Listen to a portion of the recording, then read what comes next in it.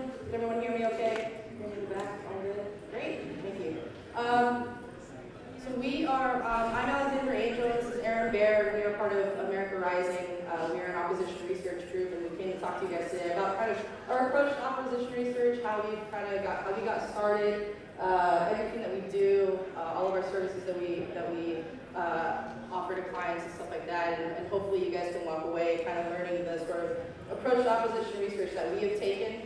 It's obviously been around for a long time, but I think in more recent cycles, the last 2 or 3 especially, it's really come up, you know, a little bit more prominence to the way it's been approached, professionalized, and how we have kind of housed it into our system, and it's helped, you know, us in the party and our committees and our groups and our campaigns all kind of target Democrats and you know, bring kind of opposition research to sort of the forefront of campaigning. So we'll run through kind of, you know, who we are and what we do. And Aaron Baird, who's our tracking director, is going to get into really the tracking component of what we do at America Rising. And if you guys have any questions during all of this, at any point, please let us know, raise your hand, and we'll be happy to answer them. So America Rising, we were founded in 2013, kind of after the 2012 elections. We were kind of, you know, thinking that we could be sort of the answer to American Bridge. And what they really were able to accomplish in terms of the tracking and opera research and going after Republicans, that kind of just wasn't, there was a void on our side. And, you know, campaigns did it themselves, committees did it themselves, but there was really no one central place that kind of housed all of the information, all of the video, all the capabilities, and sort of the efforts. And we thought that we would sort of help with that effort, and we kind of became, we're kind of now the go-to place for opera research and tracking for the party. So what we do is we've built a system of not just opposition research, so not just, you know, dumpster diving for all the information, all the unsavory stuff, all the negative stuff that you guys see, but we also do rapid response communications. We've got a full-fledged war room that does media monitoring, day-to-day, the news, campaign events, everything that we see in here in the media, and then we also have a big tracking component. At our peak last cycle, we were about 40 analysts, and we're headquartered over in Rosalind, Virginia, so not too far from here, working on the presidential, congressional races, and also state-level races. So we've kind of got our sort of foothold in a number of different, all levels of campaigning, not just at the federal level. So we've got trackers, and Trevor will go more into that, but at our peak, again, we were at about 200 full-time and part-time trackers all across the country. Our full-time trackers were based in all of the battleground states on the Senate side for last cycle, and then we had a bunch of part-time. We have a big part-time network. We even were able to get a part-timer down in Puerto Rico when Hillary Clinton went down there for one of her campaign events back in September. Has a wide variety of talent from, you know, those who are a little bit more experienced with a couple cycles under their belts, those who have been working since sort of the Bush years, like Aaron Baird, and we kind of brought that institutional knowledge into our systems. And so we have everybody from people who worked on a couple campaigns at committees to straight out of college, and, you know, a lot of our part-time trackers or our you know, mid-level trackers and stuff like that, they come right out of college, and we kind of bring them up in our system, show them how to do opposition research, show them how to track, kind of how to professionalize this whole operation. So we've got a bunch of young, it's more or less a young sort of operation, but we've got a lot of institutional knowledge as well. And our clients, because of how we're structured, we're able to work with not only campaigns and committees, but also the outside groups. A lot of what we found from 2012 was that because of, you know, the firewalls and everything, that not everybody was getting the same information. There was, you know, you obviously can't cross paths along firewall lines, so, you know, so maybe people weren't on message and stuff like that from the campaigns to the PAC. So being who we are, or organized as we are, we can work with both outside groups and the campaigns themselves, as well as committees, other issue-based groups. We've expanded our clientele. So we really are kind of the warehouse, if you will, for research and video, where everybody can come to us and say, you know, I need opposition research on X campaign that I'm running against, and then an outside group comes in as well, and they're all getting the same information. The objective is to really just streamline all the processes, and everybody gets the same information, and nothing's being held back. So that is kind of how we are structured. And then, as you can see from our 2016 impacts, we were really, all over the map. We were tracking candidates in 39 states. We also work with the press, and we have a communication shop that actively pitches stories from our opposition research. We're able to get in over 1,700 stories influenced. I'll talk about our FOIA program in a second, but all in all, we tracked and researched 420 candidates. And I said that, as I said before, that's both on the federal and the state level. And we also have I'll get into this a little later, we also have a component that we go and do the actual field research. So we took, all in all, over all our teams, we took almost 200 research trips around the country. There we go. As we've grown as an organization in the last 4 years, we've really expanded some of our services, and one service that we're really proud of is our FOIA program.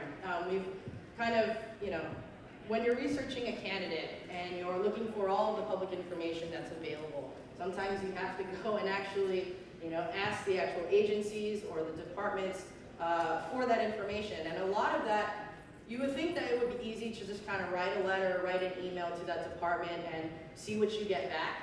But a lot of times it's a fishing expedition. And so what we've done is we've brought in-house a FOIA expert and a FOIA lawyer who has done this sort of thing before, and he's been able to help us kind of hone in on everything from exact language of things that we're looking for, how to tailor down your request so you get the best information. He has an extreme wealth of knowledge as to where and what we can FOIA, so that's been very, very helpful. And so we kind of upped our game in this department, and now we offer that service to clients as well. So anytime we're starting new research on a new target, right away our FOIA program goes into effect, and we are inundating federal, state, local agencies with records requests. So as you can see here, just kind of by the numbers, Democrats we targeted in some of our researches, or some of the FOIA records that we've obtained from FOIA requests have ended up in ads or ended up in hits or stories that we've been able to hit Democrats with. 138 federal agencies and then 45 state agencies. So it's a really robust program that we're proud of when we integrate sort of into every level of our research.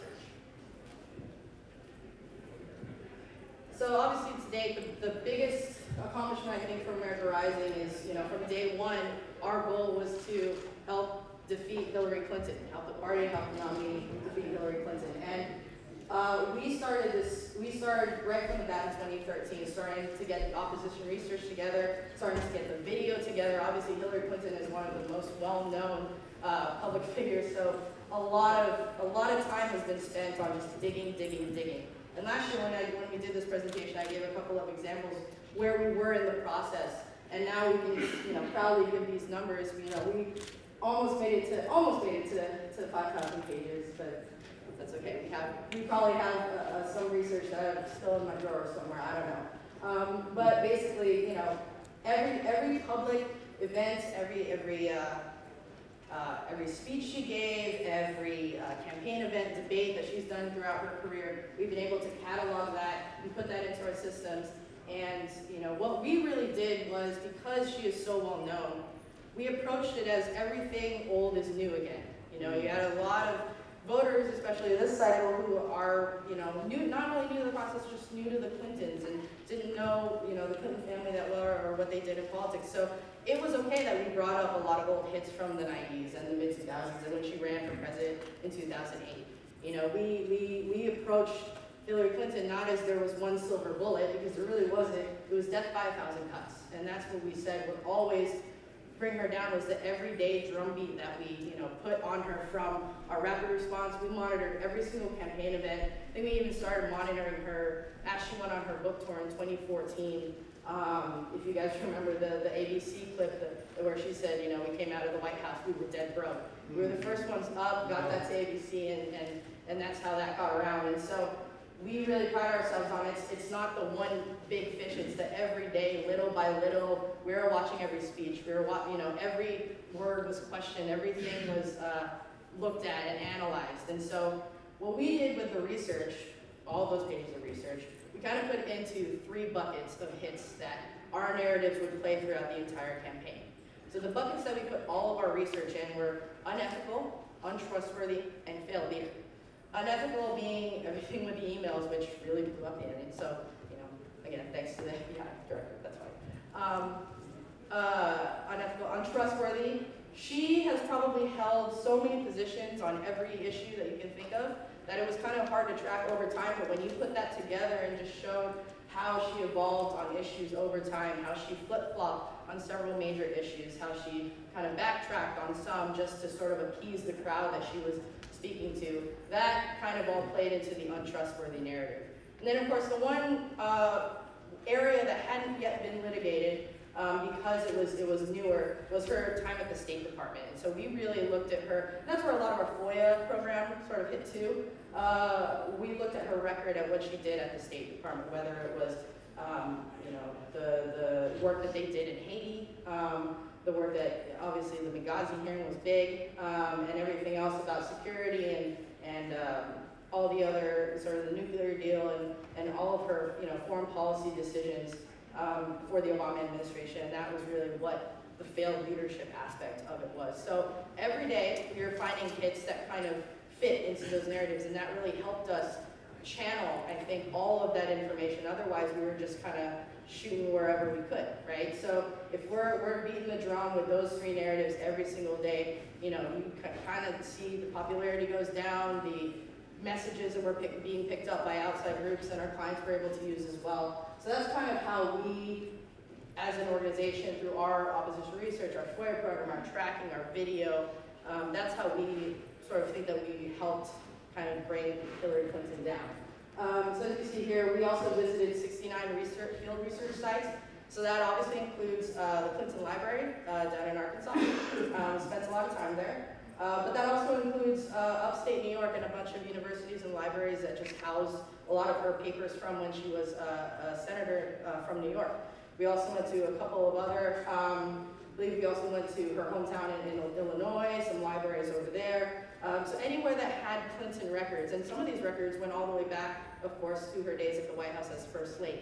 You know, anything that we could find that really kind of helped us, you know, little nuggets here and there that helped us shape, again, in those three buckets and in those narratives. So I think the field research program is one of our more robust ones, obviously, for her.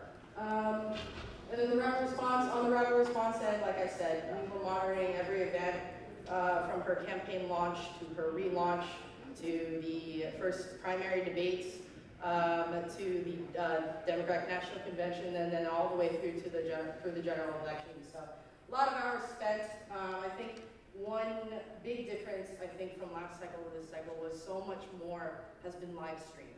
And so that's allowed us and allowed our war room operation, who's really our eyes and ears on everything, to really make sure that we are capturing every speech. Something that, you know, a speech that she gave back in 2015 or maybe 2014 when she wasn't even running yet, but because of the live streaming capabilities, we were able to capture. So that kind of helped us in monitoring her day to day. So that's pretty much how the Hillary Clinton operation really encapsulated all of the systems that we kind of employ at America Rising, from research to tracking to video, war room, FOIA, field research. One example I'll just touch on really quickly because it was one that I described last year, but we were also the ones to catch her boarding a private jet as she was leaving. It was in Iowa. She had just given a speech on her climate change plans, and here she was getting on a jet in Iowa. So our tracker was able to hang out at the airport, and it was a very coordinated effort on our part to really figure out where she was going to depart and land from. So from that operation to actually getting that piece of video and then being able to sort of package that up and pitch that out. And I believe it was Fox News who picked that up. And from there, not only did we have that one hit, but we kept it going with, after that, the campaign was actually forced to say, okay, we are going to go carbon neutral. Well, a year later, a year from when we shot that video, every campaign finance report, we had been checking if they had gone carbon neutral, if they sold off carbon or donated something or something to indicate that they were taking steps to be carbon neutral. A year later, they still hadn't done it. And CNN, who had originally written the carbon neutral story, did a follow-up story and said they still have not done what the campaign said they were going to do. So we kept that. It's kind of one of the examples of us just keeping the drumbeat going every day. And and that wouldn't have happened if we weren't checking the campaign finance reports every time that they came out. So that's just one example of how our tracking operation kind of went through the entire campaign. So, and you know, we got the results, I guess, on election day. So we're really happy with how the operation turned out. Just by the skeleton of it, we were 8 analysts and about 6 war room analysts, and then we had our whole network of trackers. So, you know, from that first time she hopped in the Scooby van in Iowa and drove to Iowa, we were there. And when she went up to New Hampshire, she was there. So we're really proud of the Hillary Clinton operation. So to give you guys kind of a couple more examples of how we've been able to bring this approach to congressional races, I'm going to turn it over to Aaron Bear, who will go through a couple of our really big tracking hits from last cycle. Yeah. Do you want to take a question first? Questions? Yeah. Sure, thank you. Yeah. Well, congratulations, you obviously accomplished that. I'm curious, a couple of things. How does the budget, I mean, obviously that was an enormous budget to accomplish that, and how does that play into your overall budget? What is your budget? How do you fund something like this when it's that? And that'll be different on a presidential election year than a how does that all work together? So we are a corporation, so we are a private business, and so it's client driven, and we have clients from campaign committees to individual campaigns themselves to outside groups as well. And so that's kind of how the budget is shaped every cycle. And you're right, it does change here. So all the outside groups who came in to help on the Clinton operation. We also have our PAC, which is technically a client of the corporation. We get donations from there as well. And so yeah, so you know, not only the beauty of our system is that all of the races that we play in, all of the clients that we have, we are all using the same system. So we're all using the same war room. We're all using, you know, our analysts are divided from teams, but they're all housed within America Rising. And so that's kind of how the budget was. And I would also say it's scalable. Yeah. You know, like, obviously our budget on the presidential side is more extensive than when we get involved in a U.S. Senate race, more extensive, you know, U.S. House race. You know, we do state leg races, we do city council, we've done school board races. Obviously those budgets are significantly less than what we did on the presidential side. And so it's just a matter of, you know, getting the most out of the dollars that you have. You know, some things are more time intensive than others. So some things are a bigger fishing expedition than others. And so, you know, no matter the size of the project, we have a few steps that we can go through to sort of get a feel for what we think, you know, is the Cadillac plan, if you've got the money to pay for it, and if you don't, then we try to come up with a solution that works. And we also do, you know, one-off research books, for example, or we have a tracker placed just for those specific purposes.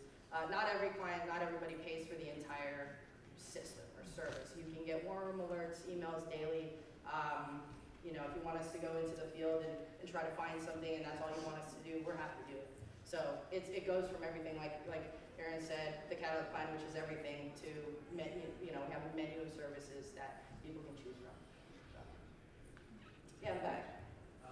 First, thank you so much for what y'all did for the election. I mean, it is very patriotic too. Y'all did a patriotic service. You know, hearing my whole life about the Clintons and all that, I'm just curious. You know so much now. What is the most damning thing ever about the Clintons? And that you would be willing to admit in public? I mean, you know, we've gotten that question a number of times, and I think we are proud to say that anything that we found or anything that we had, it's all out there. Like, you know, to be quite honest. And I still think to this day that the thing that really did, the thing that we had harped on in the beginning, not just the emails, but it was really the Clinton Foundation and how they operated, just the nexus of money in politics and, you know, housing their donors into the CGI program. And if it really wasn't a problem, they didn't perceive it as a problem, why did they shut it down even after she lost? You know, they could keep going. And so I just think that the foundation itself and how they operated kind of encapsulated everything the Clintons are about, money and power.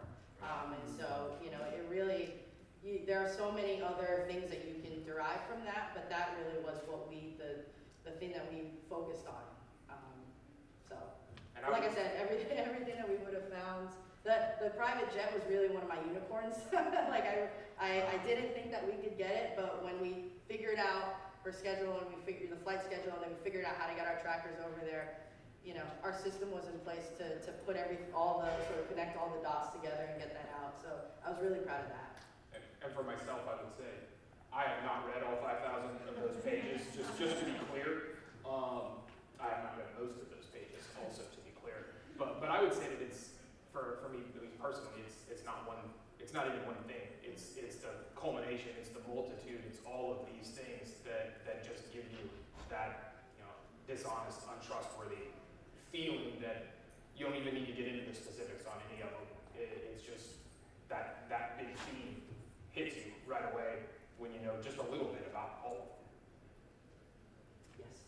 The most important thing, you know, to be successful with opposition research. Yeah. I work in a different sector, Yeah. but I'd love to get some takeaways. Sure. Like the fly. Definitely. I think persistence is really key. You know, we really teach our analysts not just to search harder, but search smarter. It's really learning the kind of tricks of the trade, right? Just knowing how to tailor your, and this is very minute, but learning how to tailor your Boolean, search string for Nexus or Google to just be just that right, so you can find the most, and efficient too, find the most information that you're looking for. So I think persistence is really key, kind of not stopping just when, you can't find an answer right away. Maybe you walk away and you come back and you try a different approach to doing it. And I think the other thing is too, what we do is we apply, we're doing this thinking that somehow there's a communications aspect at the end. So this isn't just us digging for that information, it's how then can we get that out to the public? How then can we inject that into the narrative of the campaign? And so I think not only having good research skills to be persistent and really be thorough, and we give all of our analysts a checklist of all the sites they're supposed to look at, all of the databases that they're supposed to enter their targets into. We have them sit down with our FOIA expert and say, okay, this person has this career record, here's where we can go in and look for public records if we can. Here's where they went to school, let's go do a field research trip, get a yearbook photo, anything that we can. So that, we have a very extensive checklist. But we also kind of train them to think, okay, now, when you're distilling all of the research, how can you put that in layman's terms? How can you put that in, let's say, a 30-second ad? Because that's essentially what, all of our hits, we are most proud when we can see a piece of research in a campaign ad. Or it's mentioned in the news somehow, or local news, or a newspaper story. So it's with that thought in mind when you're going through the entire research process is, how then can I distill and write succinctly in a way that is able to, people are able to understand it and it can fit in a news story. I think that's kind of the difference between how I think opposition research used to be done and how we do it now, is we're always looking for how is it actually going to be applicable, and how is it going to play into this world where we can tweet stuff out, we can put things on social media, we can get a story to be written, but now how do you put all that together into a concerted effort to take down a candidate? So it's kind of like a holistic view of things. And in the phrase, question everything. Yeah. Take nothing at face value. Every fact that is out there, every statement that is made, where did that number come from? Who said it? Is that person reliable? Are they not reliable? Evaluate everything in a vacuum to find an opportunity. A lot of times you start with, if you really don't know anything, if you don't have a Hillary Clinton, for example, a lot of our House and Senate analysts start with people that are very little known. And so you start with the career timeline and you just tick down everything, were they a lawyer, were they a business owner, and then you go through all of those entries and find, okay, if they're a lawyer, let's look up the cases that he or she has worked on. Or the law firm, has the law firm represented people who are controversial, stuff like that. Did they work in a lobbying firm? Who were the clients? Things like that. So really just kind of going one by one. It's a very tedious and it's a very painstaking process. But once you really dive into it and get into it and really can apply that with a communications aspect to it and see the product of what you were working for, there really is like a kind of a thrill when you're doing it. Not every day. It's really just, it's very mundane. But at the end, when you get the results that you were hoping for, you feel good because you've gone through that entire process, just like much else in a campaign. So Let's do one more, and Sure. then I'll show a couple videos, Sure. and then if we have some more questions, we'll do it then. yeah. All right. Thanks. Just to piggyback, I guess, Sure. on the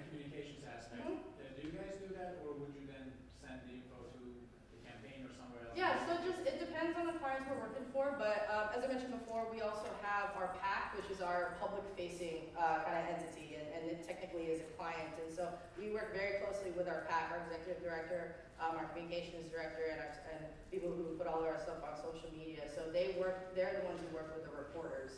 And so we'll help them through the research, and then they pitch the story. So much like any campaign where the research goes to communications. That's actually good.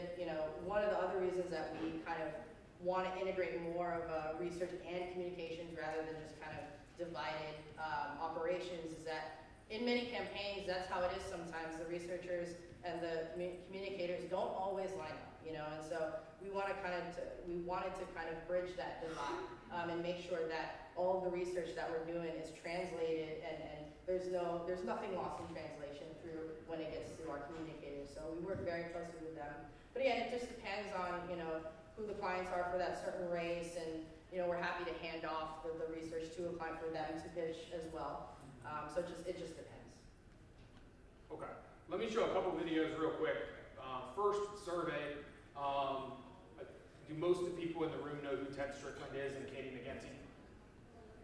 Yes, mostly? Okay, I'm going to ignore some backstory and setup on these so that we can jump through.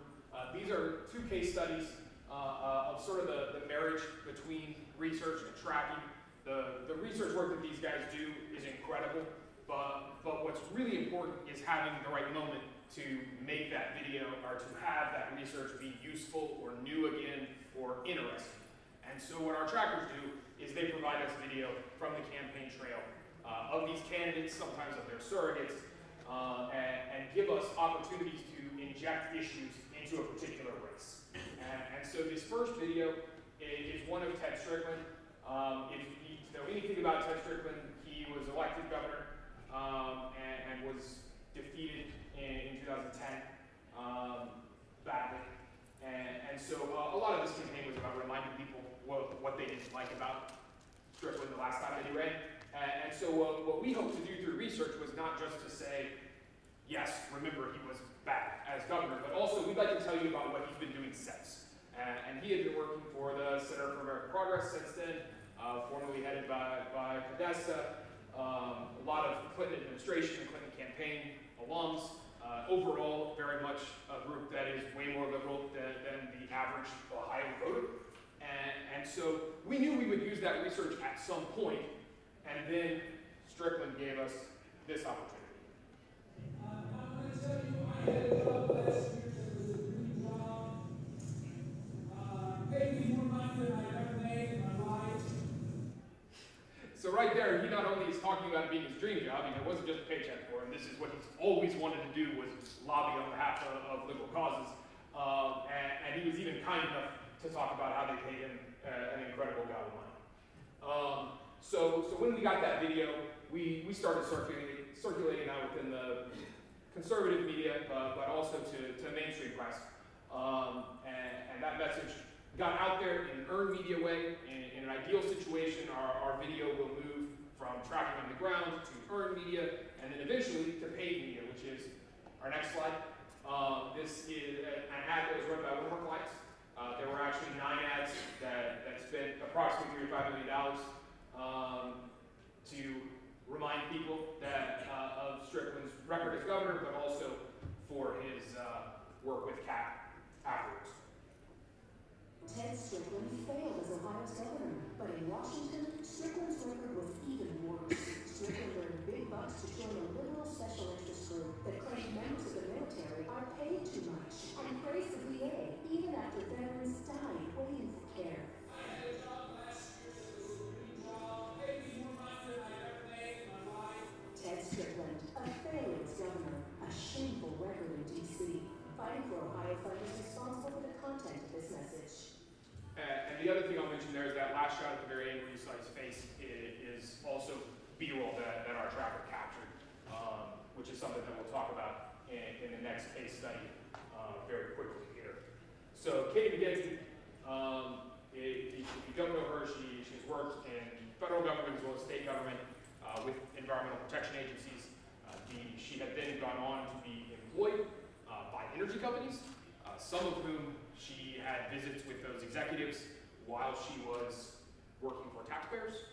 One in particular was one where she sent an email to Al Gore, who was a mentor of hers, and said that she hoped that she would get a board position out of that meeting.